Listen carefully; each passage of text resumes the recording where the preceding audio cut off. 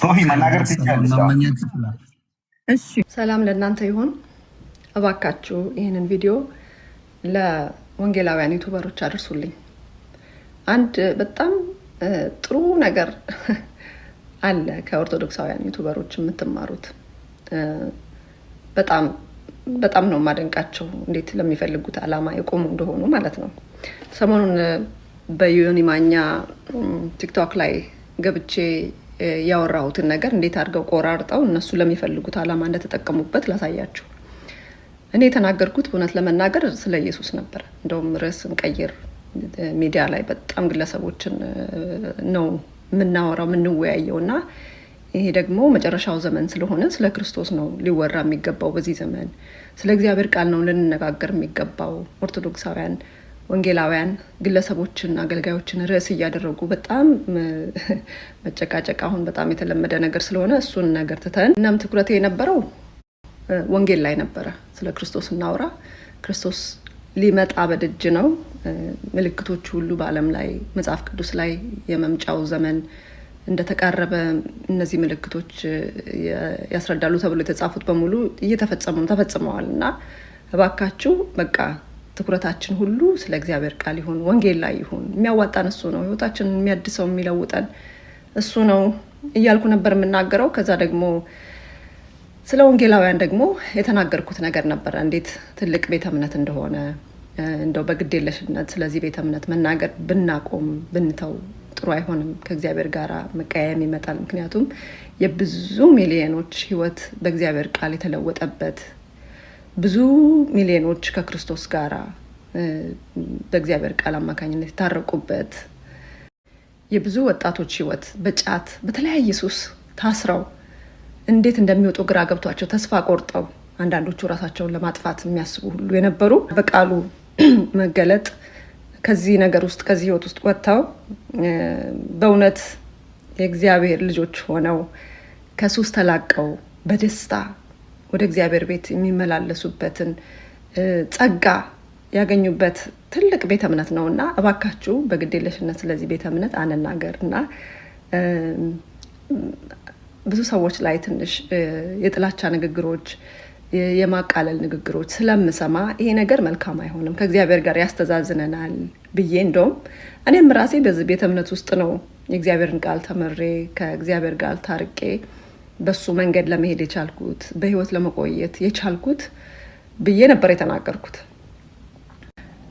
ማንኛውም ወንጌላውያን እውነት ለመናገር ከኦርቶዶክስ ቤተክርስቲያን አጥሩ ጋር ወይም ቤተክርስቲያኑ ጋር ሳይሆን ትምህርቶቹ ላይ ነው ችግር ያለውና ያ ነገር ቢስተካከል ሁሉም ወንጌላዊ ሄዶ ያመልካል የሚል እምነት ነው ያለኝ። የተለየ ነገር እንደተናገርኩ ተደርጎ ግን ምንድነው ያደረጉት?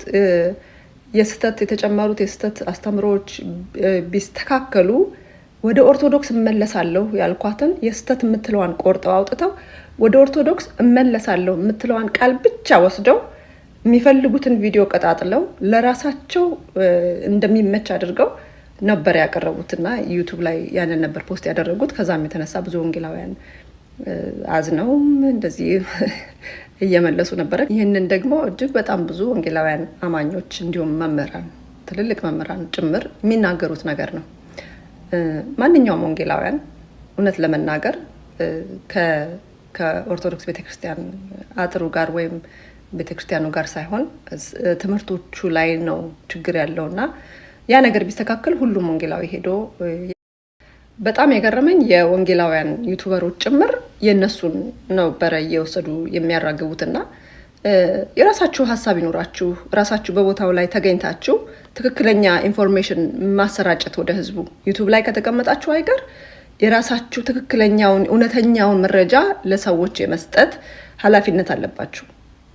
ያለዛ ሌሎች ይሄ እንደዚህ አይነት ተሰጥኦ ያላችሁ ልጆች ወንጌላውያን ውስጥ ባካችሁን እዚህ ላይ በጣም ክፍተት አለ። ብልህነት የለም። ሌሎች የሚሰሩትን ወስዶ የማራገብ ነገር ነው ያለው እንጂ እውነተኛ መረጃ የመስጠት ችግር ስላለ ባካችሁ እንደዚህ አይነት ተሰጥኦ ያላችሁ ሰፖርት እናደርጋችኋለን። ዩቲዩባችሁን እናስተዋውቅላችኋለን። ሰብስክራይብ እንዲያደርጉ ሰዎች እናስተዋውቅላችኋለን። ጤናማ የሆነ ነገር እውነተኛ የሆነውን ኢንፎርሜሽን በጊዜው በሰዓቱ ተገኝቶ ማስተላለፍ የምትችሉ ባካችሁ የዩቲዩብ ስራ እንድትጀምሩ አበረታታችኋለሁ። ዮኒ በጠየቀው ጥያቄ ላይ ነው እዚህ ችግር እያለ ወደዛ ለምን ይታያል የሚለው። በነገራችን ላይ የኦርቶዶክስ ቸርች በክርስቶስ ስም የተጠራች ናት። የክርስቶስ አማኝ ክርስቲያን ነው። ህዝቦችን የያዘች ቤተክርስቲያን ናት። ቤተክርስቲያን ተብላ ነው የምትጠራው አይደለ? ልክ እንደዛ ካቶሊክም ጭምር እንደዛው ቤተክርስቲያን ተብለው ነው የሚጠሩት። ለምን? የክርስቶስ አማኞች ስለሆኑ ማለት ነው። እና ፕሮቴስታንትም እንደዛው።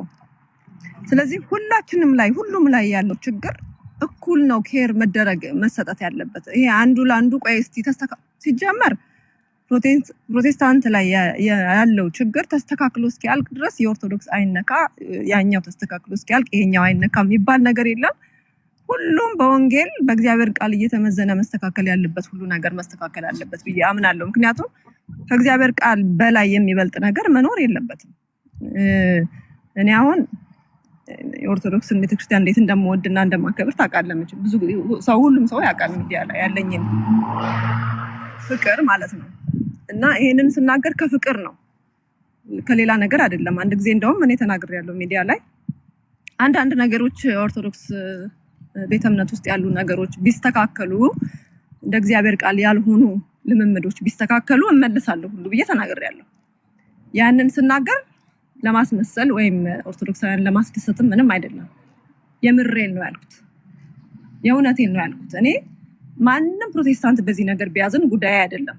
የሚስተካከል ያለባቸው ነገሮች እንደ እግዚአብሔር ቃል ያልሆኑ የወጡ ነገሮች እግዚአብሔርን እንደሚያሳዝኑ መጽሐፍ ቅዱስ አስረግጦ በአራት ነጥብ ያስቀመጠው ነገሮችን ላይ ብትሰራና ቢስተካከሉ እነዚህ ነገሮች ማንንም ይቅርታ አልጠይቅም። ኦርቶዶክስ መመለስ እውነቴን ነው የምናገር። ለምን እየተነሳ ቢፈጠፈጥ ማንም ሰው መመለስ አይቀርም። ለምን እንዴ የእናቴ አባቴ የቤተሰቦቼ የዘሬ ሲጀመር እኔ ኦርቶዶክስን እናማቀው ሲወለድም ጀምሬ በኦርቶዶክስ ቤተ እምነት ውስጥ ነው የተወለድኩት። ያደግኩትም እዛው ነው። እዛ ተመለሰች ብሎ ሰው ሊደነግጥም ግራ ሊገባውም አይገባም።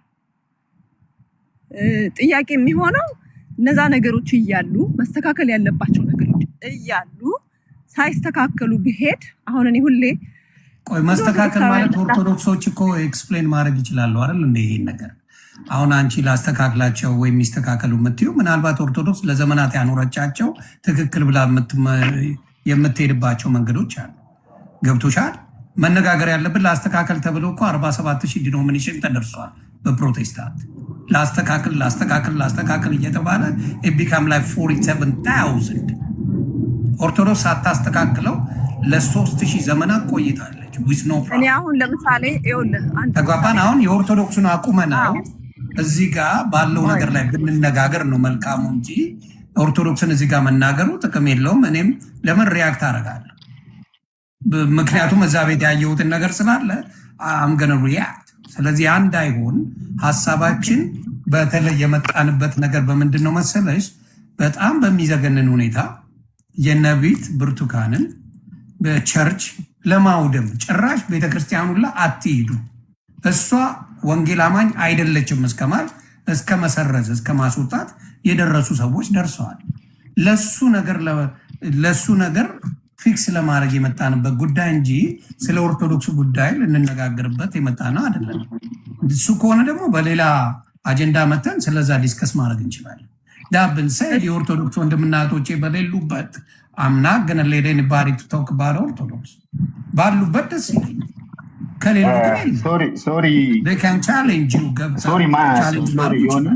እኔ አሁን ይሄ ያልኩህ ነገር በነገራችን ላይ ከእነሱም ጋር በነበረን ሚቲንግ ላይ እንደዚህ ቲክቶክ ላይ ስናወራ ያልኳቸው ነገር ያውቃሉ። ብዙ ጊዜ ደጋግሜ ብያቸዋለሁ። ቢያውቁ የማይቀበሉ አሉ። ገባሽ? ፐርፌክት ናት ብለው የሚያምኑ ኦርቶዶክስ በሚሊየንስ ስላሉ ብትስተካከል ካልሽ ስህተት አለባት እያልሽ ነው። ያ ደግሞ እንደ ስድብ ነው የሚያዩት። ገባሽ? እንደዛ አይደለም። እንደ ስድብ ነው የሚያዩት። ዮኒ ይቅርታ፣ ምንድን ነው እኔ አሁን እዚህ ጋር ስለ ሃይማኖት እንድናነሳ አልፈልግም። ስለዛ እንድናወራ ፈልጌ ሳይሆን እኔ አጋጣሚ ስትመጣም አንተ ወደ ኦርቶዶክስ አጀንዳችን አይደለም እንደ ቸርች ውስጥ ያለኝ ፖዚቲቭ ነገር ፖዚቲቭ ነገር ልነግርህ ነው። ለኦርቶዶክስ ያለኝ ፖዚቲቭ ነገር አስረድቼ ለማውራት ነው እንጂ ለእንትና ለክርክር ምንድነው አሁን ኦርቶዶክስ ያልተስተካከለ አለ ለምትሉ ዲቤት መጥራት ትችላላችሁ። ዲቤት ይጠሯቸዋል። ኖ ፕሮብለም። ስለ ዲቤት አልፈልግም። አሁን የምለው ግን ቆይ አንዴ የመጣበት ርዕስ ምንድን ነው? ቆይ አንዴ ከርዕስ መራቅ የለም። ርዕሱንም መለጠጥ የለም። አንዴ ዶክተር ፕሊዝ ስማ፣ ርዕሱን መለጠጥ የለም። አሁን እኔ በጣም ወዳቸው ማከብራቸው ሰዎች ናቸው እዚህ ጋር ያሉት። ነቢት ብርቱካንንም ዘማሪ ሶፊያንም በጣም ወዳቸው ማከብራቸው እህቶቼ ናቸው።